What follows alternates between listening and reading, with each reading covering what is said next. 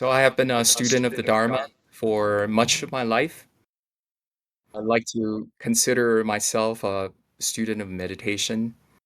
I dabbled in quite a few different traditions and got my PhD in Buddhist studies at UCLA. And I'm a tenure professor at University of the West.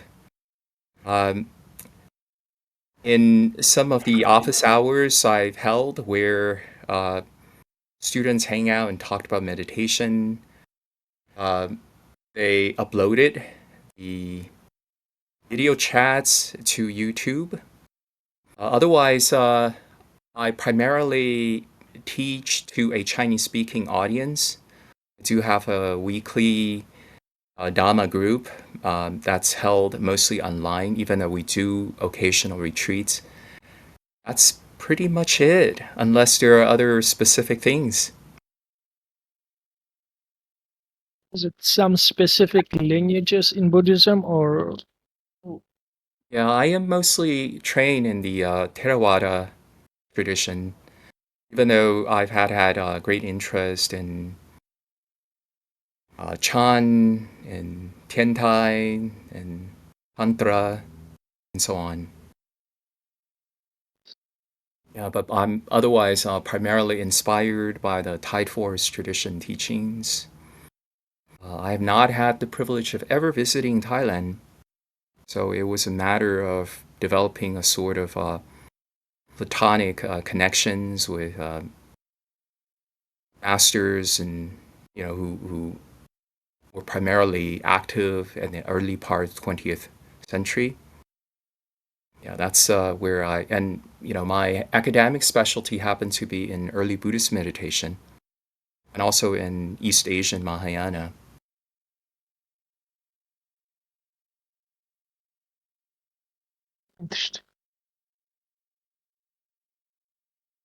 Uh, Hello, Dr. William. I don't know how to address you. Should I call you Mr. William? I don't That's know. fine. That's Uh, uh, uh, uh, uh, Not sure. Should I? I have a lot of questions to ask, to be honest. But maybe I will wait for a while. no. Feel free to go ahead. Okay. Well, We my could do one question. at a time. Yeah. There was this one specific talk you had. Uh, I feel really greatly interested to kind of want you to you were talking about something about is well, say something about the Buddha, basically, how he, some common ordinary people usually have this idea that because Buddha, he was a prince, and he had a lot of great privilege. He kind of experienced all the good things in the world has to offer, and Right. people say that because of that he has more great desire to get away from it all, and some people have that preconceived notion that, oh, I have to experience all the good thing first That's before right. I renounce my desire for sensuality. And you Right. mentioned something about it's not really the case. That's ignorance, because actually the more you experience, the less likely you would be able to renounce it. I was kind of hoping you could talk about Well, that, I guess. okay. Great. So we do see extreme cases, right? On the one hand, you have someone like the Buddha, who supposedly had a great deal of immersion in sensual experiences, having seen it all, and then therefore, people assume that it's easier for him to renounce sensuality. On the other hand, you also have the extreme cases of 7-year-old arahats, right? And we could probably safely assume that these youngsters who were ordained at such an early age most likely had no prior experiences with like romantic pursuits, romantic preoccupation, and so forth. These people are able to not only eradicate sensuality but conceit. altogether. So the idea that you have to have had prior exposure and plenty of it to rise above something, to feel disenchanted enough with it, to feel like your curiosity for it is resolved is really not necessarily the case. Sometimes the opposite may happen. Sometimes a prolonged exposure would mean reinforced addiction in a particular mode of activity. So it is likely to be the case that someone who's been an addict for decades on end, it would be much harder for the person to renounce a particular mode of behavior, right? So at a practical level, yes, it is the case that in some conditions, people may feel more likely to uh, renounce sensual pursuits once they have kind of seen what it can offer. You could see how superficial, how hollow, how unsatisfactory it could be. Thereby you are all that more firm in your conviction about being a renunciant.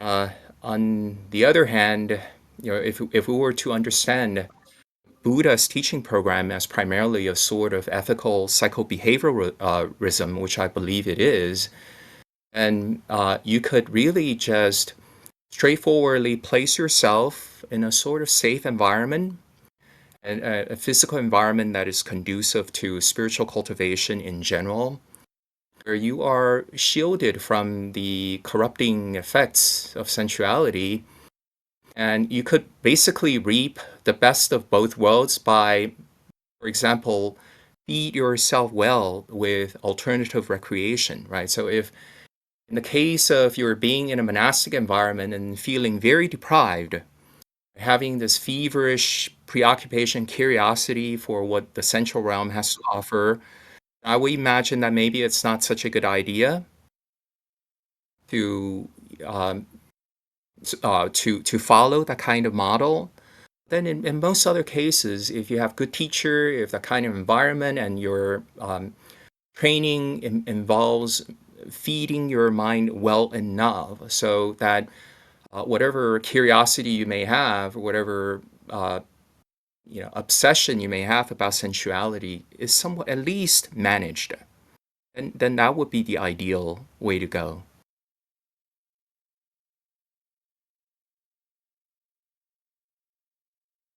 Well, thank you. That makes sense.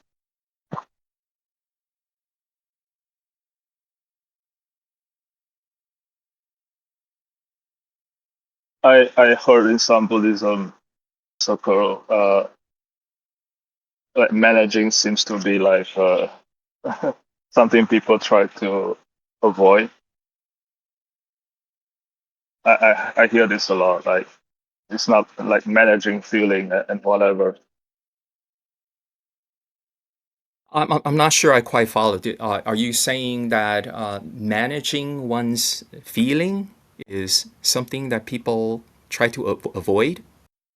Uh, is counterintuitive to the practice. Counterintuitive to the what? I'm sorry? Practice.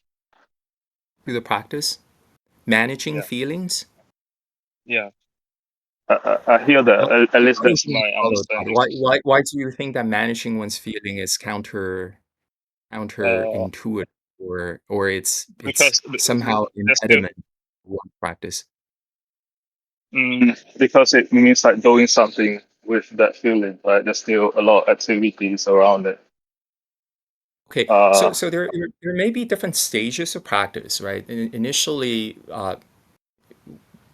before you've learned the skills to feed your mind, feed your body properly with, say, jhanic pleasure, then you would have to resort to forbearance. You would have to resort to endurance. You would have to resort to restraint.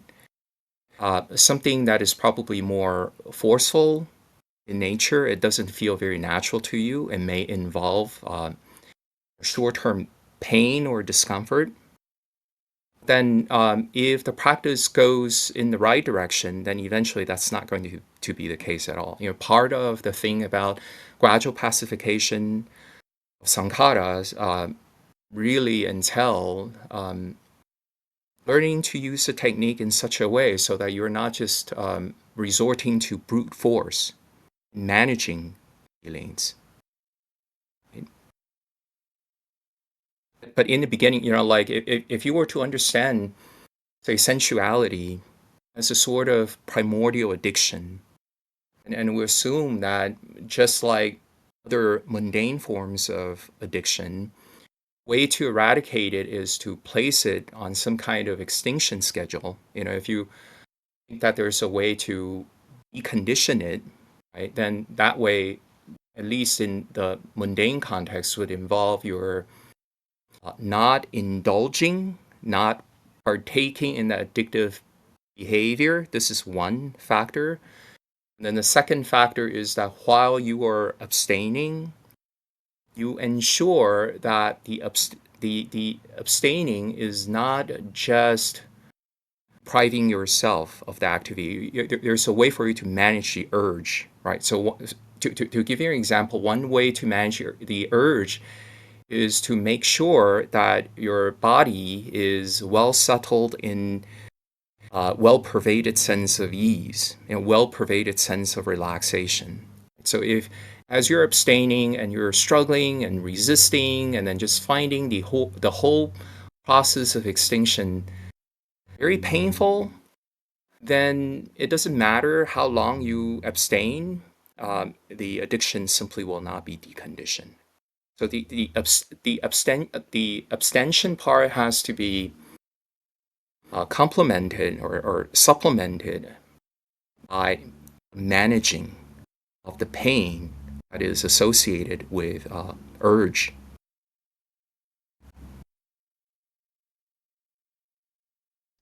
So it's kind of like feeling it with the wholesome, right, rather than the unwholesome.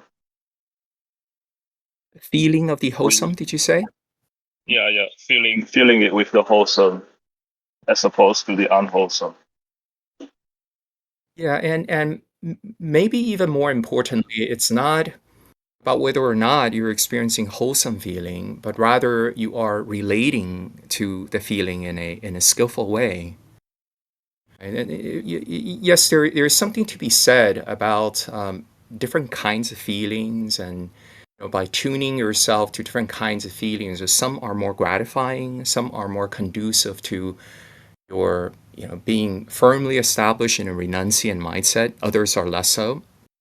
Then in the end, the most important thing is the way we relate to whatever sort of feelings we have access to, which would include things like how is it that you are leaning on a feeling, that you're dependent on a feeling, what are the mental activities involved in extracting pleasure from those feelings, the sort of attitudes you hold toward those feelings, the perception that you form about those feelings, the general reactions you have toward those feelings. All these things play a role in whether or not eventually we will arrive at a state where we don't have to feed on feeling altogether.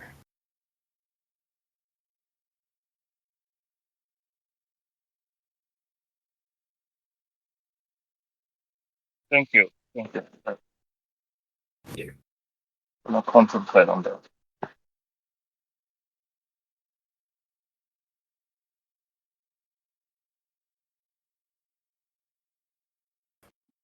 I have a question, if that's all right, Of for course, Dr. please. Chu. And if you don't In mind, let me know your name first. Yeah.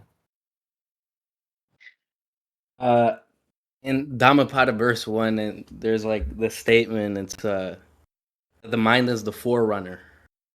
Now, Yeah. in that talk, uh,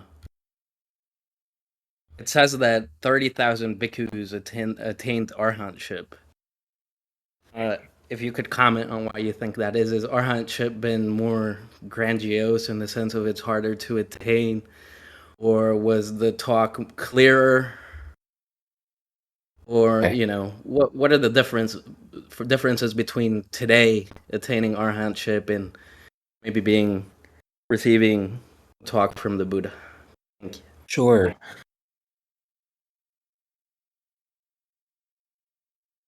In the later stages of development in Buddhism, you have this peculiar idea of mappo, of the so-called Dharma degenerate age, right? The idea that somehow the Buddha prophesied the ending of times. With that, the decline in people's spiritual faculties in general, right? So it's assumed that, say, 1,000 years from the passing of the Buddha or 10,000 years from the passing of the Buddha, things are going downhill, karmically speaking.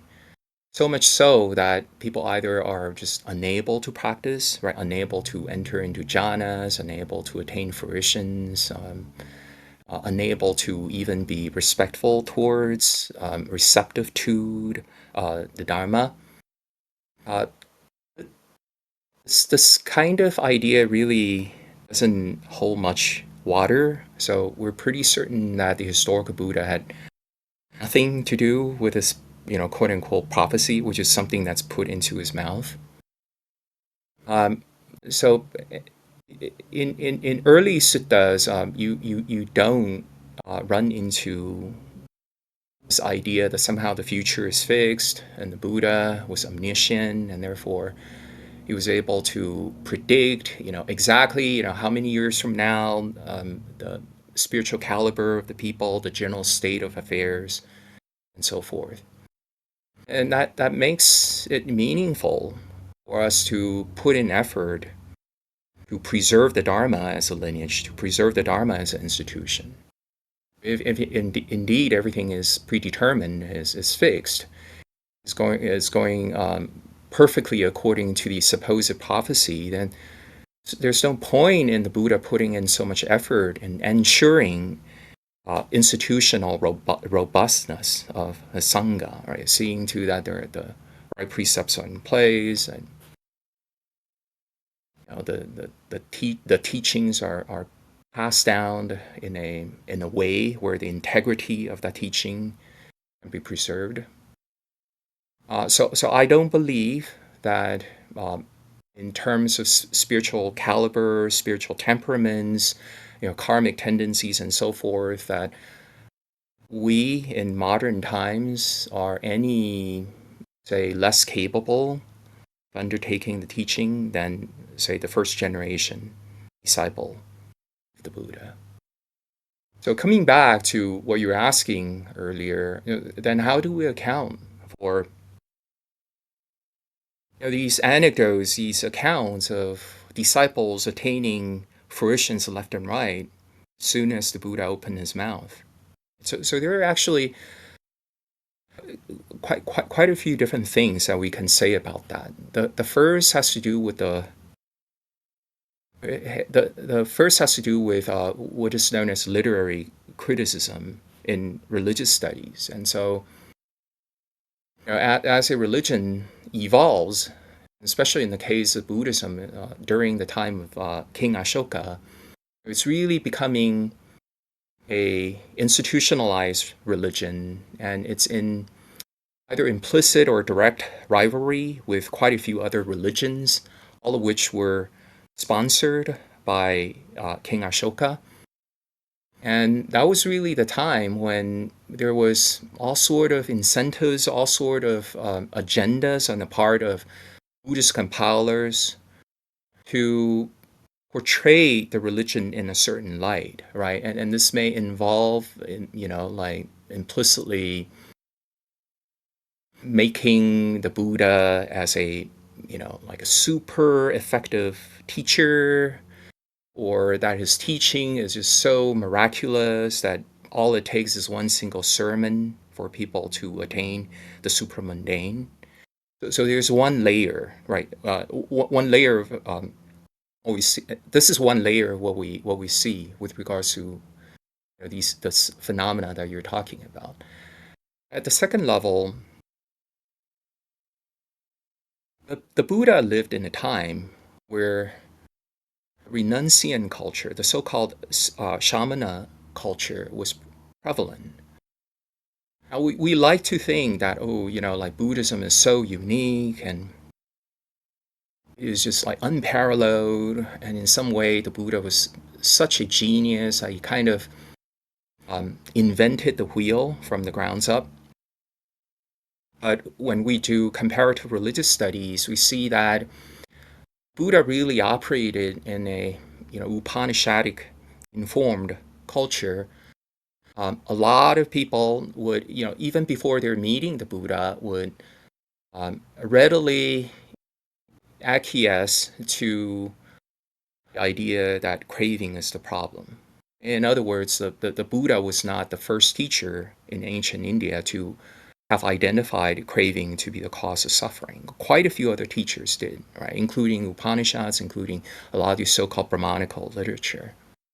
The Buddha really did distinguish himself as a really exceptional teacher in other ways. For example, in his very unique formulation of so-called jhanas, right? And it's very unique formulation of the idea of the middle path, which really involves that the eradicating of sensuality need not always entail the process of depriving yourself of pleasure, but rather it's a process of becoming more judicious, more discerning about what sort of pleasure to embrace, to develop, and to enjoy the pleasure in such a way so it doesn't lead to addiction, but rather it leads to sobriety, leads to greater independence, greater readiness to let go of future pleasure.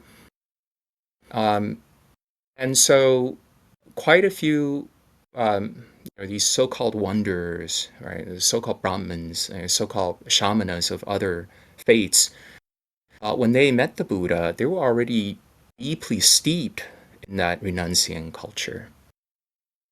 And if your mind is ready, and by ready I mean that you have already very robustly developed conviction about the futility of craving, stress that is involved in feeding that craving, the concomitant peace, equanimity that can come from diminishing, pacifying craving, then all it takes is a very simple pointer.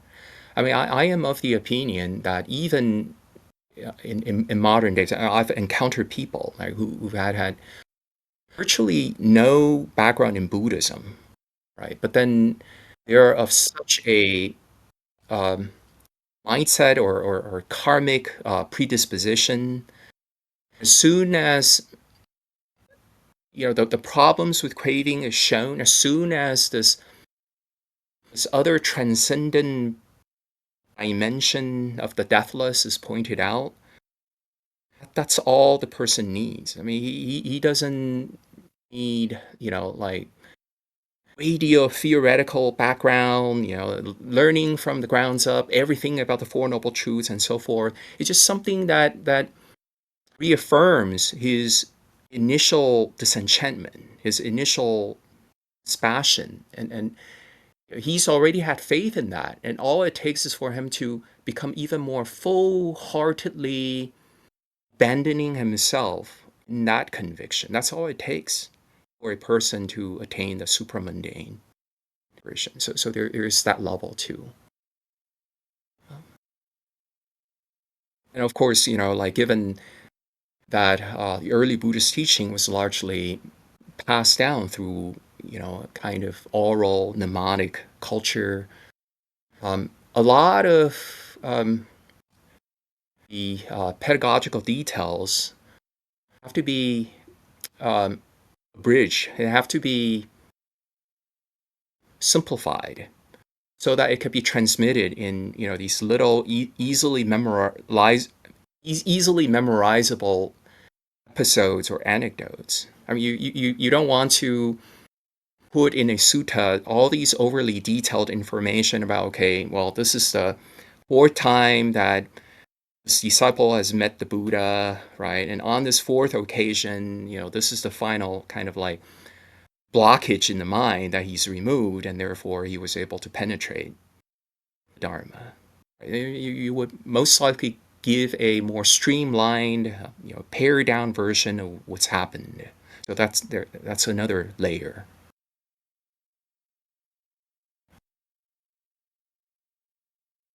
Thank you. By the way, my name is Santiago. Thank you. Santiago, good meeting you. Same here.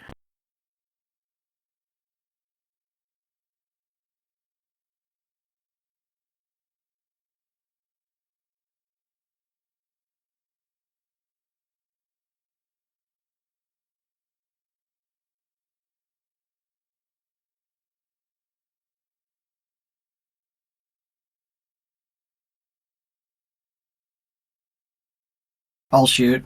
If you could go into detail about the difference between feelings and emotions, something I've been thinking a lot about.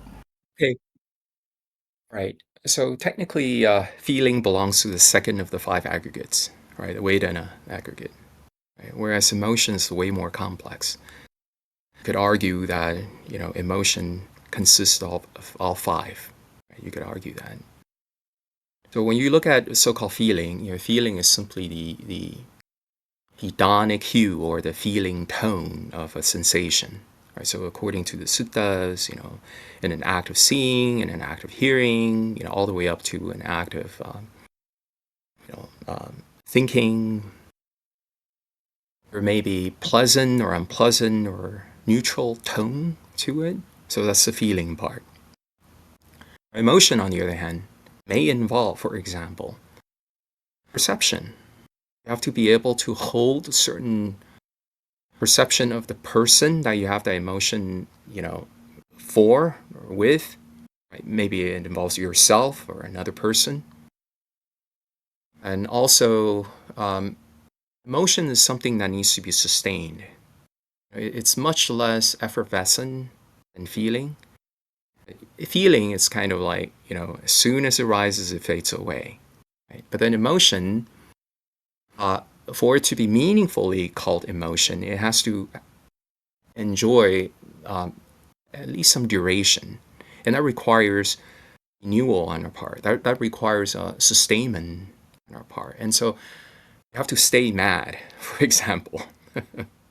Right? And to stay mad, you have to insist on reacting in the same way. You have to more or less hold in the mind somewhat consistent perception.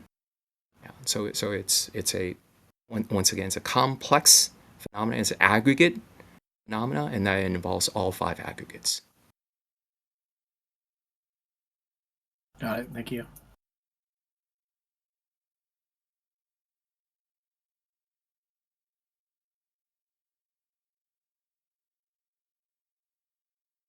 Hey, William, can you hear me?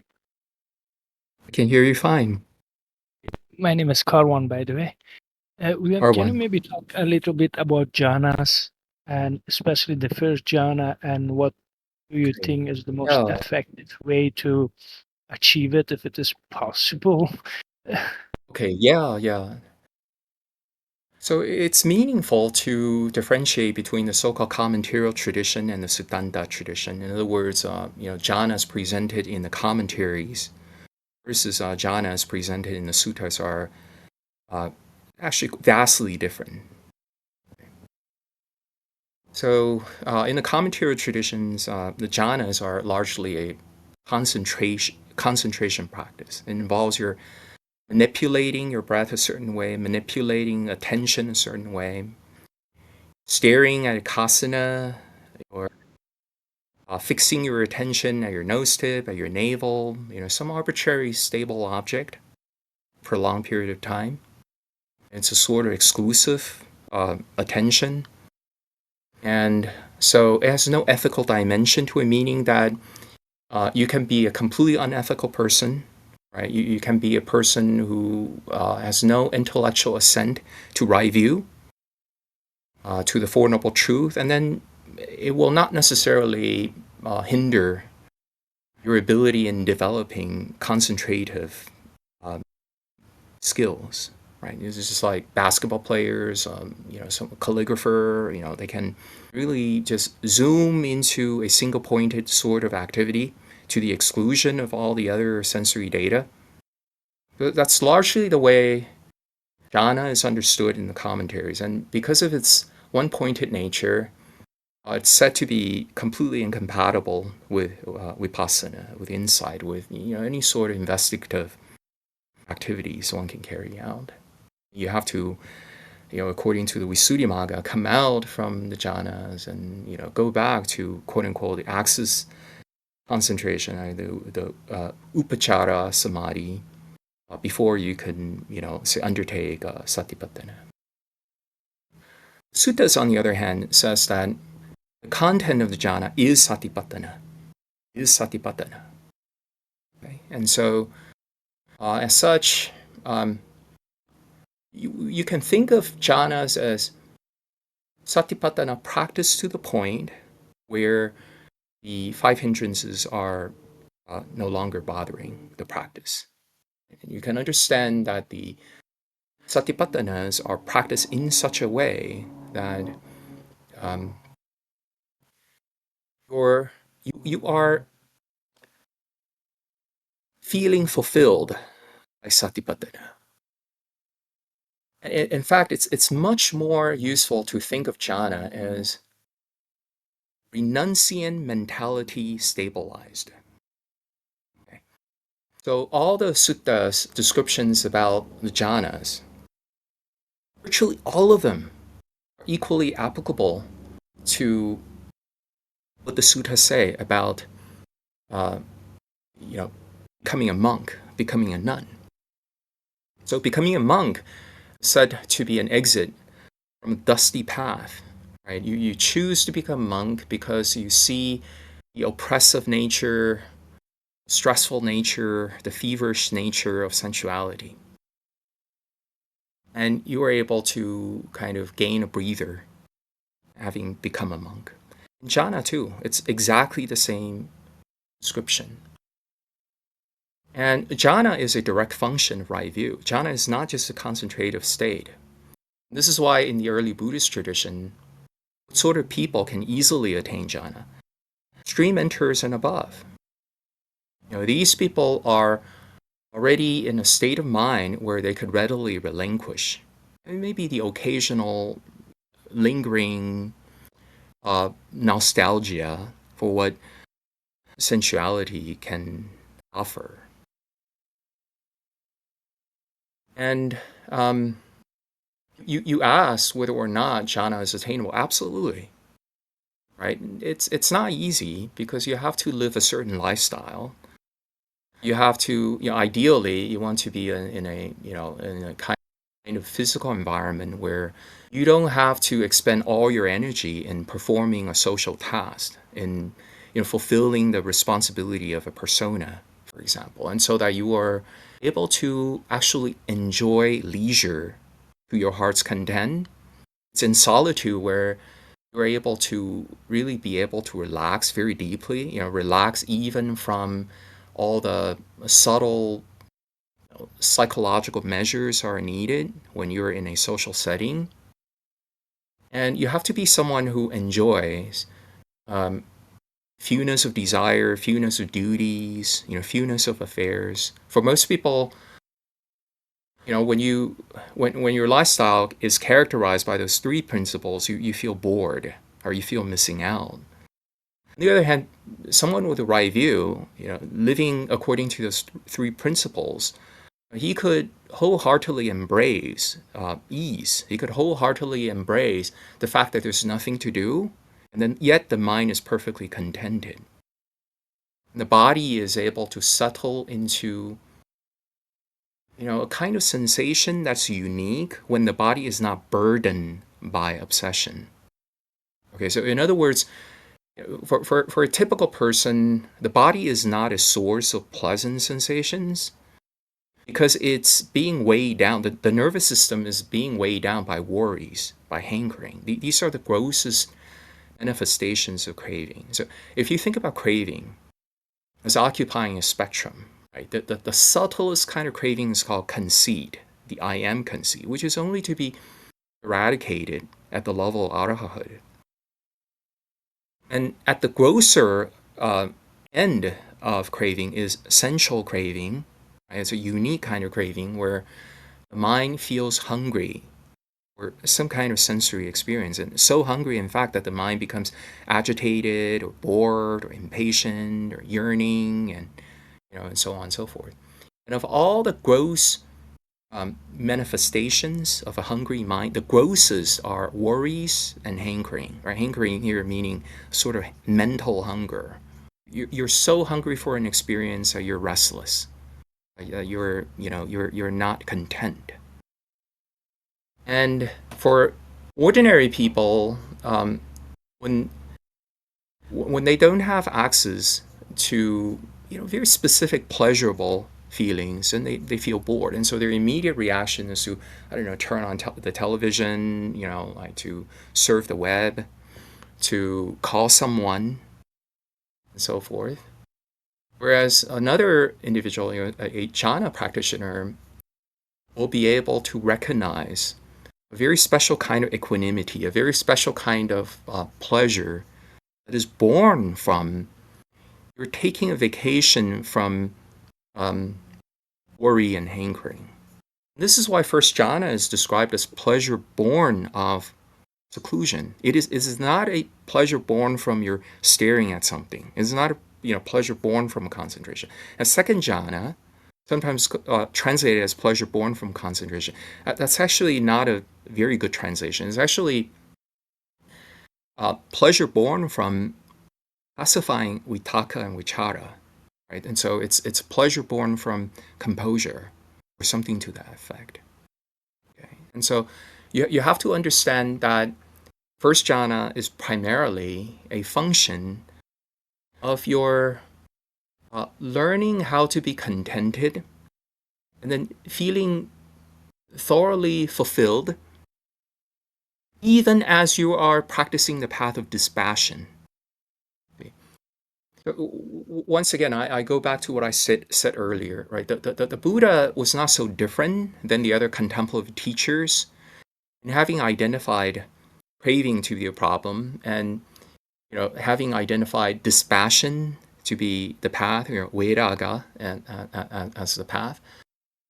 But unlike the other teachers, who really thought that the safest way to induce dispassion in people is to not expose oneself to any sort of pleasurable experience, right? Because pleasurable experience have the potential to get you hooked and to make you feel nostalgic toward it. So their strategy is a sort of sensory denial.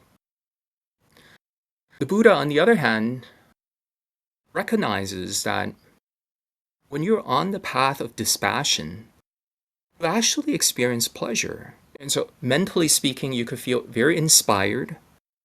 You could feel that, this happiness that comes from your working towards a noble goal. Now that you're purpose driven, now that you're living with purpose, now that you're living with meaning, your mind is brightened up. It feels inspired that way. And the body, once again, when the nervous system is not burdened by worry and hankering, can potentially become a source of pleasant sensations. And if you learn to feed yourself well with the body that is unburdened, you can become all the more easily contented. In fact, you could feel so happy and pleasurable on the path of dispassion, the person is said to become radiant. And there's satisfaction in the path of dispassion can be so complete that it just helped the mind settle down spontaneously. The mind simply is too lazy to look for junk food, to look for inferior food, to look for food in the form of sensory craving.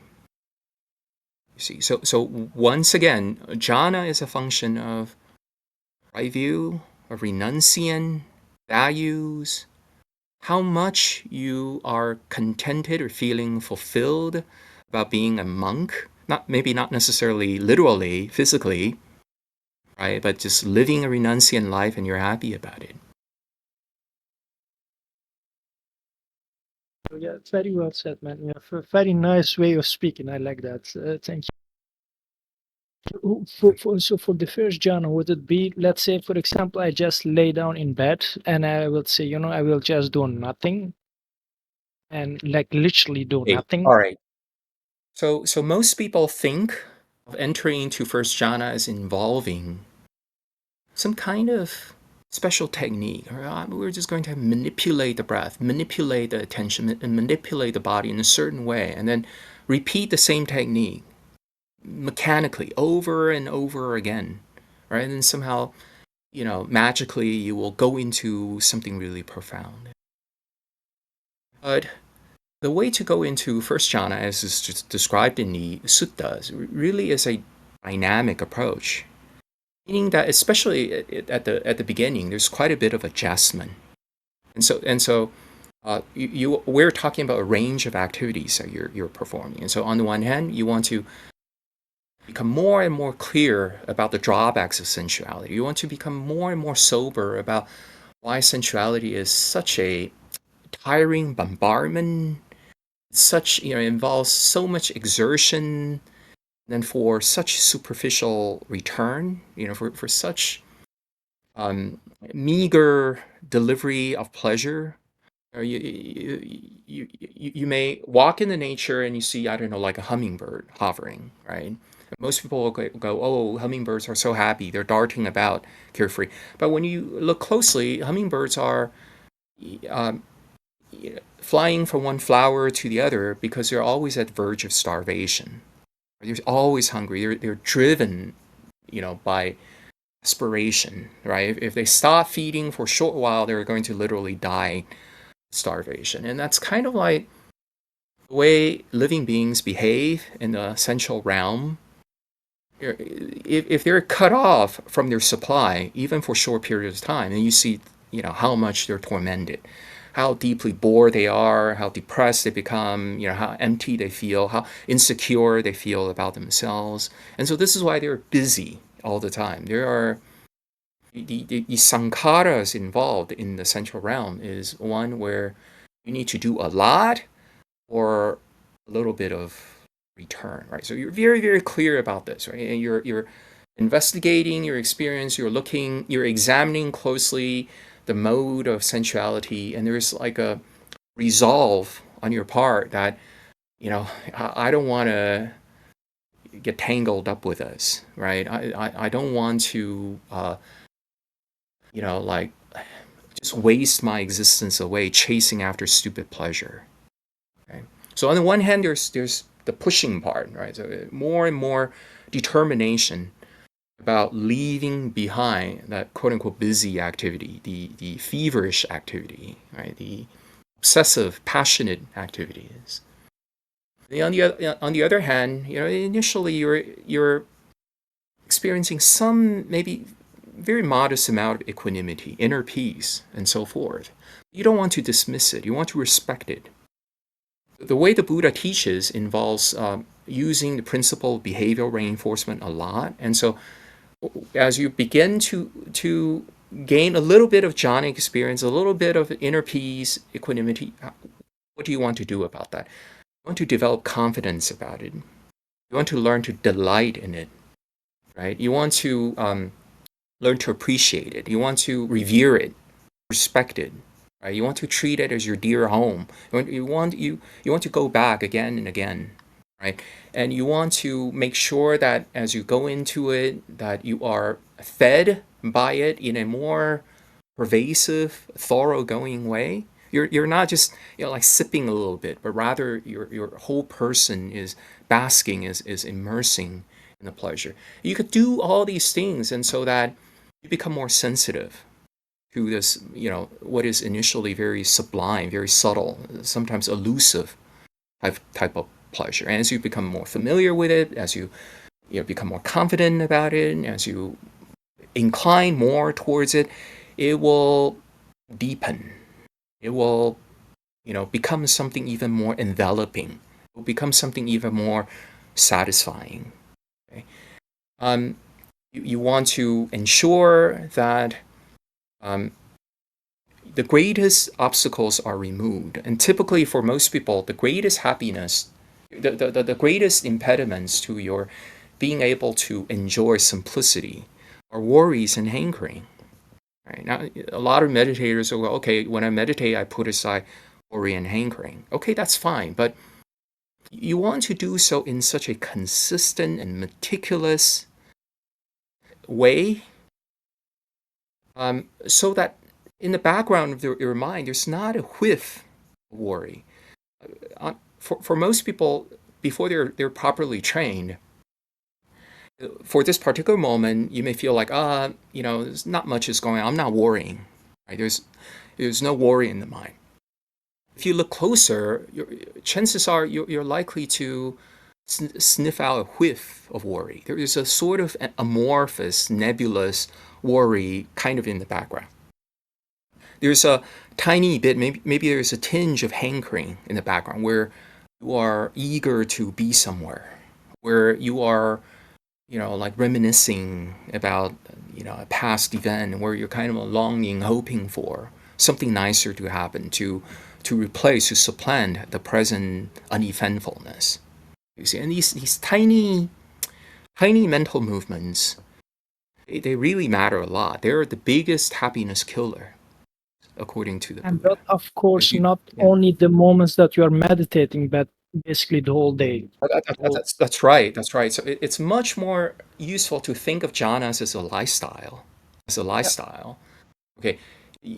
Technically speaking, the Eightfold Noble Path is all about the jhanas. Right. So what is right concentration? Right concentration is jhana. And what is right concentration very specifically? It is when the other seven are properly developed and they're balanced. Right? And in other words, the way to go into jhana, you need to have right view. You need to learn to speak in a way where that sense of ease is preserved everywhere you go, right?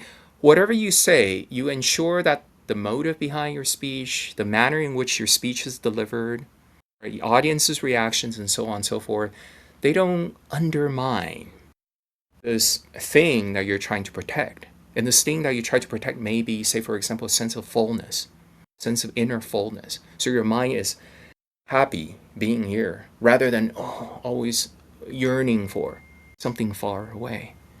Okay, you need to learn to work on perceptions, for example, right? So someone who is very discerning would be able to recognize that our craving is closely connected to the sort of perception you hold. And if you hold a sort of perception that is conducive to your immersing in equanimity for longer periods of time, that's very, very useful.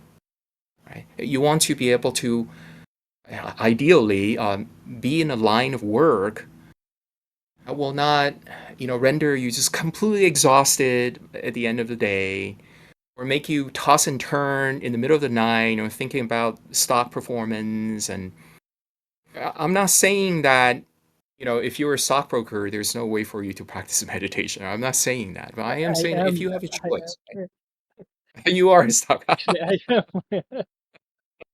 Right. I'm And so not a you good one, not a profitable one, but I am. yeah. So there are ways that you can do.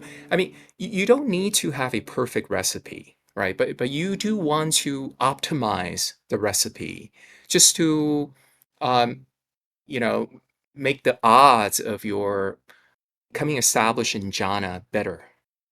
Yeah. So it involves a whole range of things. It's not just about, oh, okay, all right, learn to smile in a certain way and stare at your nose tip, right? Learn to hold the thought, right? Learn to fix your attention at this kasana, right? Learn to breathe and spread the energy in the following. Jhana is not qigong practice. Jhana is not a concentrative exercise. It's pleasant abiding here and now. If you're not happy in the Dharma, if you are not, the sort of person who easily feels inspired and gladdened by listening to Dharma, you might not be cut out for the jhana practice. On the other hand, if you're someone who's already like really resonating with the Dharma, right? Is when you hear people praising the virtues of renunciation, when people talk about dispassion, instead of feeling fearful, instead of feeling like, oh no, that's no fun, right? Your mind is like, it brightens up and go, oh, I long for that, right? That's so refreshing. That is, I so look forward to that sort of freedom. And you have a very good chance of attaining the jhanas. Thank you so much.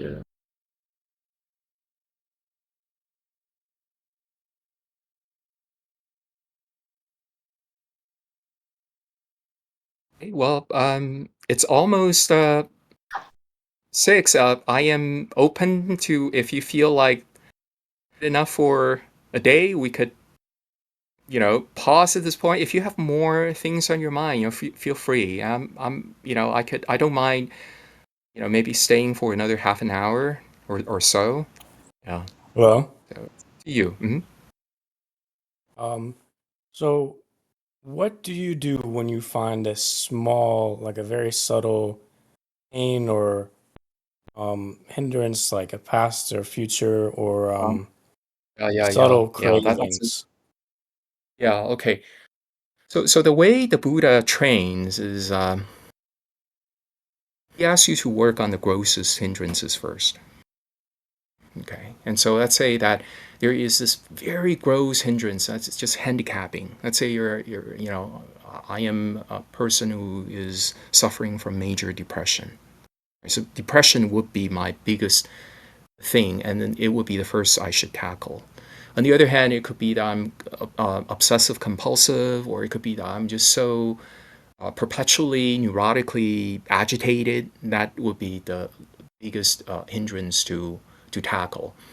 And when you're tackling the biggest hindrances, oftentimes you have to resort to, like very elementary antidotal type of treatment programs. But once you work through that, right, and you're relatively healthy, and you're able to proceed to work on the minor or the subtler hindrances, here's the advice: do not tolerate the smallest hindrance. So what do I mean by that? Most of us, we're just so inured to tiny bits of worrying, in the background, tiny bits of impatience in the background. We take these things for granted, and we could, we usually countenance their presence. We don't find them problematic, right? But if you want to really make good progress in meditation, the Buddha's recommendation is not to tolerate minor hindrances. There are many different ways to do this. One possible way is, you first develop a kind of tactile sensitivity about your mental state, meaning that, train to feel your mind like it's a body of water. So the ripples, the turbulence, the movements, the stirring up, and so forth can be felt, right? You could feel how some mental states are oppressive to you, how some mental states are weighing you down, right? Some mental states feel like, subjectively speaking, propelling you forward, right? It has this drivenness to it. Some mental states have subjectively feel like it has this pulling effect. It could pull you into it. It could kind of like lure your attention into it. Okay, so once you become familiar with these movements, then you stay mindfully aware of this body of water, and you kind of like try to protect the overall frame. I'm not saying that, it's a practical thing to just keep this body of water still all the time. There are mental movements are relatively innocuous, or some of which are actually completely harmless, right? But then you learn to detect what kind of movements, what kind of turbulence feel like a hindrance, feels like a hindrance. So there's a quality to restlessness, the way it stirs up the mind. Now you know that it's something that undermines inner peace. This is different than just say, for example, when you are giving rise to a Dharma thought. Okay, when you are, like generating a sort of practical, necessary, constructive action. Okay, so there's an oppressive, there's a stressful nature to these hindrances. Learn to recognize them and learn not to allow their arising. And if you do this in a meticulous manner, in a very short time,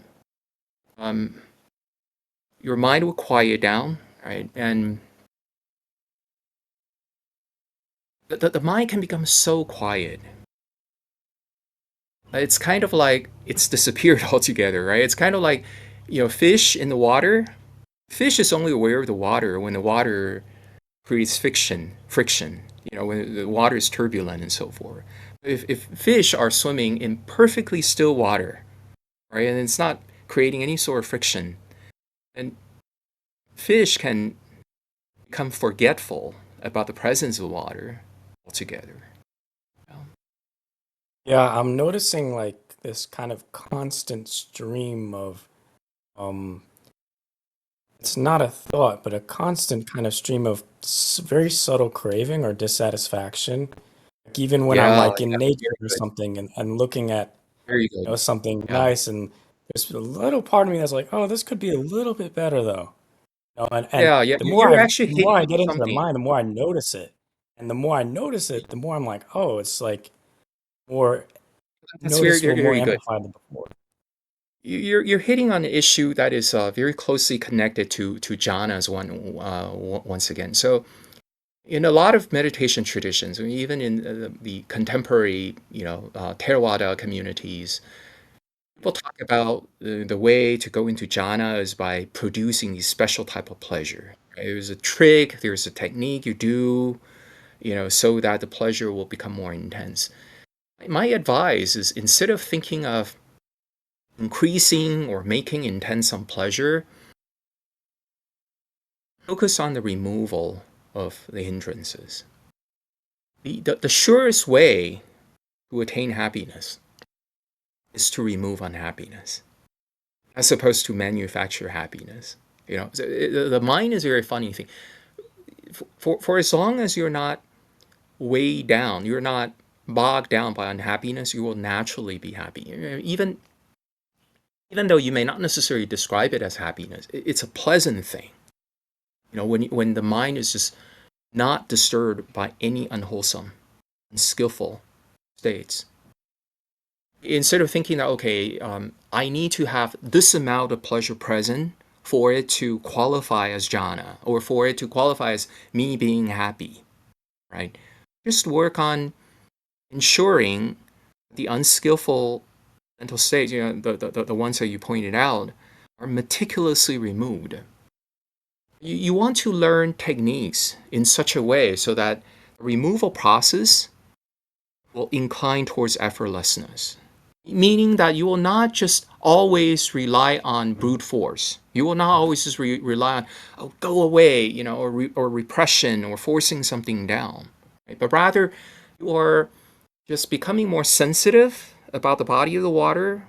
You're so familiar with the momentum generated by water. You're such a good swimmer, right? You know how to navigate the water. You know how not to engage the water in such a way as to aggravate situations. So all it takes is a little tweaking. All it takes is a subtle shift in your attention. All it takes is a little heightening of mindful awareness. And then voila, the hindrance is no longer there. Once you're there, when all it takes is this tiny gentle tweak on your part, and you're able to stay in a hindrance-free state for a prolonged period of time, um, you will begin to taste an unprecedented type of peace.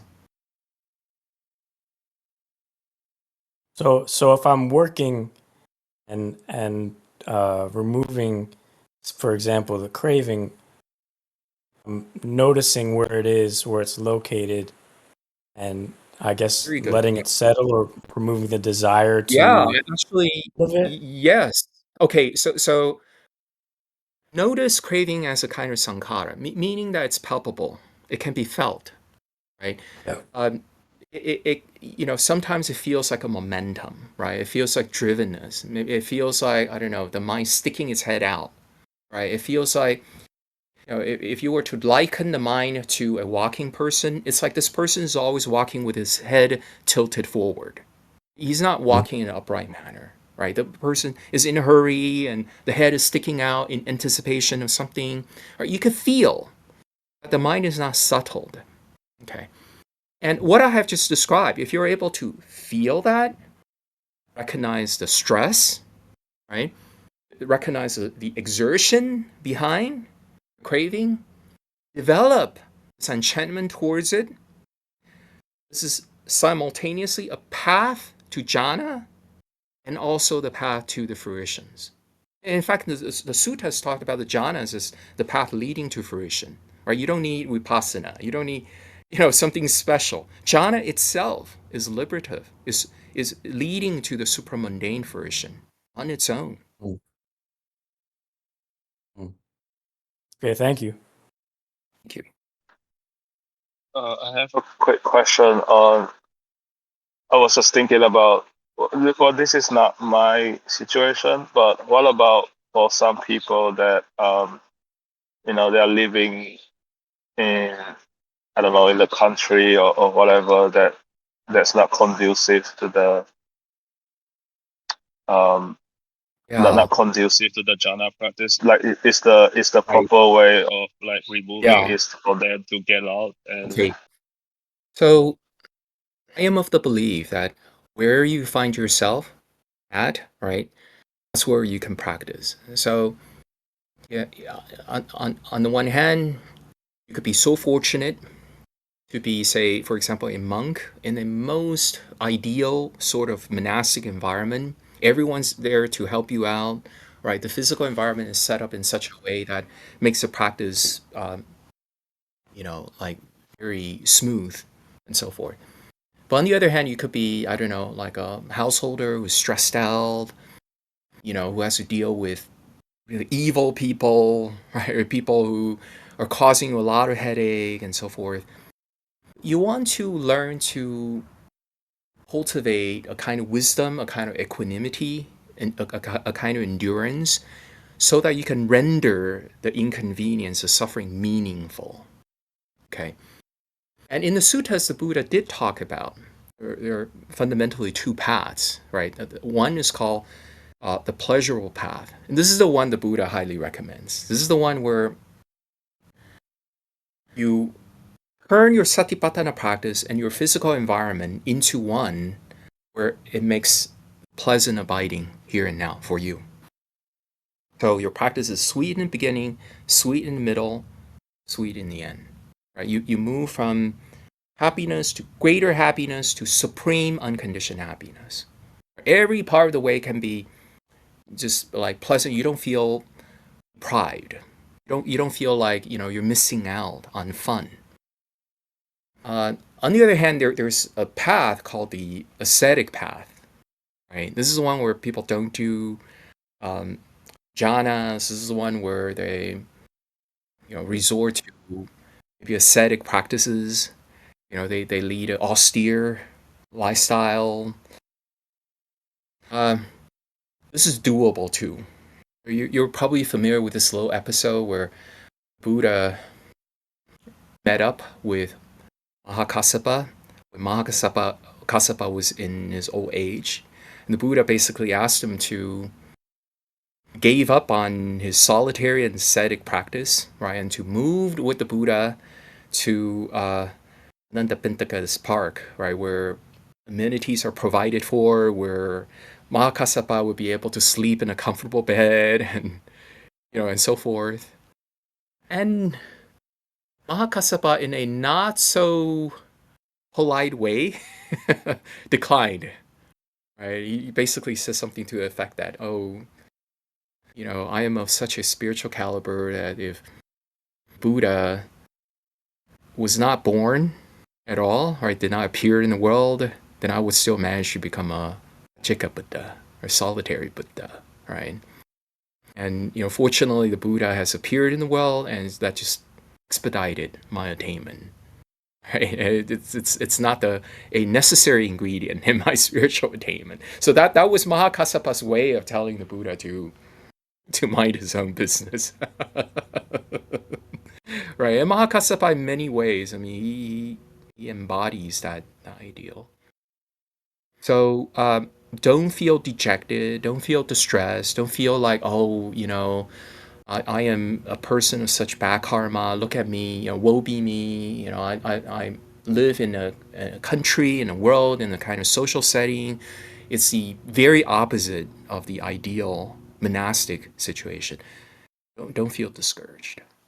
Think of it as a crucible. In some ways, potentially you could really, sorry for waxing, sentimentality, rising up like a phoenix. In some ways, it can potentially greatly hasten your attainment too. It's not going to be the most pleasant experience, but think of life as, not about chasing after pleasure, but making it very meaningful.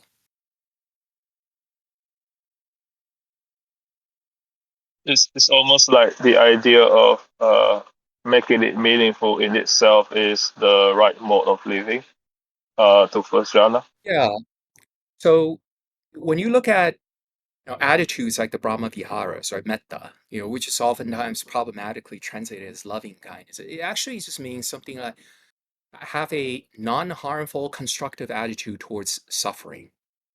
So when you're faced by suffering, you can complain, you can whine, you can react in a completely unhelpful way, and then rendering yourself angry, rendering yourself confused, right, wasting your energy and so forth. Or you could make it meaningful. You could do something constructive about it.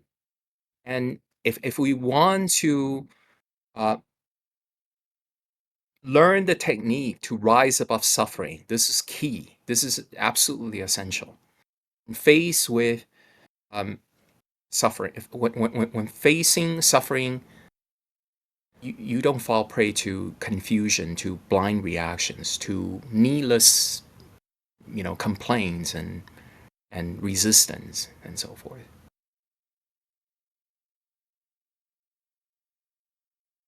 You make it your friend in a way, if you can help it. You become a tantric practitioner, so to speak, right? If you can fight a certain negative energy, then you surf it, you sublimate it, you redirect it, you rechannel it, whatever you can. If you're sincere enough, if you have strong enough of a resolve, you will be able to liberate yourself. Whatever situation, as long as there's some moments of leisure, you will be able to do so. Like, really trust in that.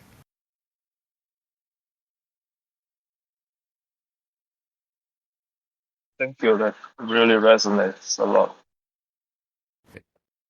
Oh, I'm Ivan, by the way. Even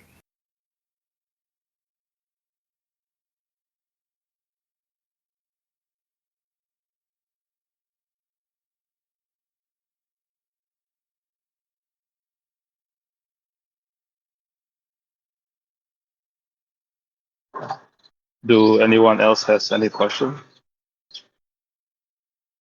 we could call it quit at this point. Yeah, this is a good point. Maybe it's a good It's a time good. to. Mm. So it's a great pleasure to be here. Thank you so much for having me. So Thank please you. take care, Thank you, people. Dr. Yeah, Wu. thank you. Thank you, Dr. Chu, for being here Right. today. Thank you Glad so to much. see you, Bye friends. Thank you very much. bye. Thank you.